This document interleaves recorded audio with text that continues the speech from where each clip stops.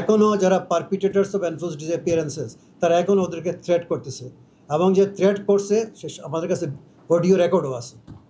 আপনি চান যে ওদের জীবনটা আপনার এন্ডেঞ্জার্ড হোক, ভিকটিমসরা? এমনি তো তারা ট্রমেটাইজড। Institutionally, the army is not involved, but the officers who have been deputed to the RAB, DGFI and NSI have been found to be involved in enforced disappearances of the victims.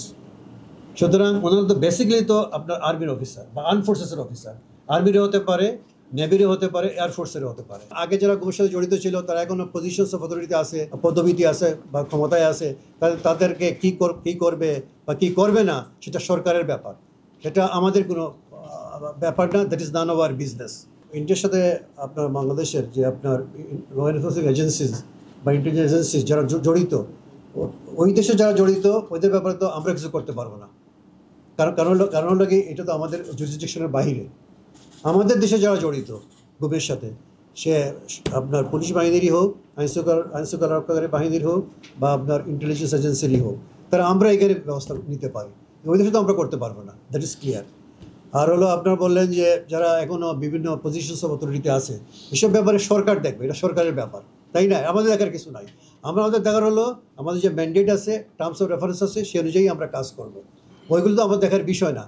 আর কারা আগে যারা গুমের সাথে জড়িত ছিল তারা এখনও positions of অথরিটিতে আছে বা আপনার বিভিন্ন আপনার পদবিতে আছে বা ক্ষমতায় আছে, তাদেরকে কী করবে বা কী করবে না সেটা সরকারের ব্যাপার, সেটা আমাদের কোনো ব্যাপার না। That is none of our business. জানেন যে আপনার ফার্স্ট ইন্টারভিউ রিপোর্ট দিয়েছি আমরা আপনার গত বছরের আপনার 14ই ডিসেম্বর, তাই তো? এবং আমরা সেকেন্ড ইন্টারভিউ রিপোর্ট দিয়েছি এবছরের 4 জুন, তাই না? আমরা এই যে আমরা যাদেরকে আইডেন্টিফাই করছি বা করে ফেলছি এখন এই পর্যন্ত, তাদের আমরা নামগুলো ডিসকাস করতেছি না। কী জন্য করতেছি না? মেইনলি একটা কারণে, for the safety and security of the victims and the members of the affected families. আমাদের কাছে তথ্য আছে আপনার এখনও তারা দে আর স্টিল ট্রমেটাইজড, দে আর স্টিল মেন্টালি ডিভাস্টেটেড। কথা বুঝছেন? এখনও যারা পারপিটেটার্স অফ এনফোর্সড ডিসঅ্যাপিয়ারেন্সেস তারা এখনও ওদেরকে থ্রেট করতেছে, এবং যে থ্রেট করছে সে আমাদের কাছে অডিও রেকর্ডও আছে। আপনি চান যে ওদের জীবনটা আপনার এন্ডেঞ্জার্ড হোক, ভিকটিমসরা? এমনি তো তারা ট্রমেটাইজড। আপনার এটা তো মামলা করতে হবে, তাই তো? মামলা না করলে তো আপনার বিচার হবে না। আচ্ছা, ভিকটিমদের পক্ষ থেকে মামলা করতে হবে আইসিটিতে, কথা বুঝছেন? ইনভেস্টিগেশন হবে, তারপর চার্জশিট হইলে তখন আপনার কগনিজেন্স নেবে এবং ট্রায়াল শুরু হবে। এবং ওদের আপনার সিকিউরিটি এবং সেফটি, ভিকটিমসদের এবং আপনার উইটনেসেসদের, এখন আপনার যে 2024 সনের 24শে নভেম্বর আপনার আইসিটি অ্যাক্টের অ্যামেন্ডমেন্ট হয়েছে, সংশোধন হয়েছে। সেখানে সেই দায়িত্বটা দেওয়া হয়েছে আইসিটিকে, ইন্টারন্যাশনাল ক্রাইমস যে ট্রাইব্যুনাল, তাকে দেওয়া হয়েছে দায়িত্ব যে কীভাবে ভিকটিমের এবং আপনার উইটনেসেসের, সাক্ষীদের আপনার এই সিকিউরিটি এনশিওর করবে। আমি যে ডিজিএফআই হলো আপনার মিনিস্ট্রি অফ ডিফেন্সের আন্ডারে, এটা ঠিক। এবং that DGFI is directly accountable to the defence minister. আমাদের দেশে নর্মালি যে প্রাইম মিনিস্টার উনি থাকেন ডিফেন্স মিনিস্ট্রির চার্জে। So in that view of the matter, the DGFI is directly responsible to the prime minister of Bangladesh, ঠিক আছে? এবং এনএসআই যারা অফিসার্স তারাও, NSI is also directly responsible to the prime minister, যদিও defence মিনিস্ট্রির আন্ডারে না। তো যাই হোক, প্রশ্ন হলো এটা ঠিক, মানে ইনস্টিটিউশনালি আরবি রেসপন্সিবল না, দ্যাটস কারেক্ট, ইনস্টিটিউশনালি। কিন্তু ডিজিএফআইয়ের অফিসার্সরা, তারপর আপনার এনএসআইয়ের অনেক অফিসার্স এবং র্যাবের বিশেষ করে যারা কমান্ডিং অফিসার্স এবং যারা আপনার এডিজি বলে, additional director general of operations, তারা সব কিন্তু আর্মির অফিসার্স। এটা ঠিক আছে।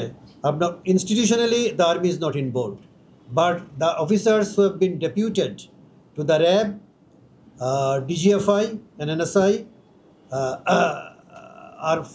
have been found to be involved in enforced disappearances of the victims. সুতরাং ওনারা তো বেসিক্যালি তো আপনার আর্মির অফিসার বা আর্ম ফোর্সেসের অফিসার, আর্মিরও হতে পারে, নেভিরও হতে পারে, এয়ারফোর্সেরও হতে পারে। এটা ঠিক। তাদের কমান্ড, ডিজিএফআইয়ের কমান্ডটা সেপারেট, এনএসআইরও সেপারেট, র্যাবেরও সেপারেট, দ্যাটস ট্রু। কিন্তু basically they are the officers of the Army, Navy and Air Force who have been deputed to those forces আমরা এটা বলতে পারেন this much. Is there any তারা chance the জানতো না army- এটা বলার সুযোগ নেই, কারণ হচ্ছে তাদের সাবেক সেনাপ্রধান আপনারা জানেন তিনি পাবলিক স্টেটমেন্ট করেছেন যে দুজন সেনা সদস্য তার কাছে আশ্রয় চেয়েছেন এই ধরনের কর্ম থেকে, তারা যেহেতু এই ধরনের কাজগুলির সাথে যুক্ত হতে চান না। এই স্টেটমেন্ট দেওয়ার পরে তারা জানতো না এই কথা বলার সুযোগ নাই, তারা অফিসিয়ালি ইনভলভ ছিল না, বাট তারা জানতো না এটা বলার সুযোগ। মানে as an institution officially involve ছিল না, অ্যাজ অ্যান ইনস্টিটিউশন এটা বলা যায়।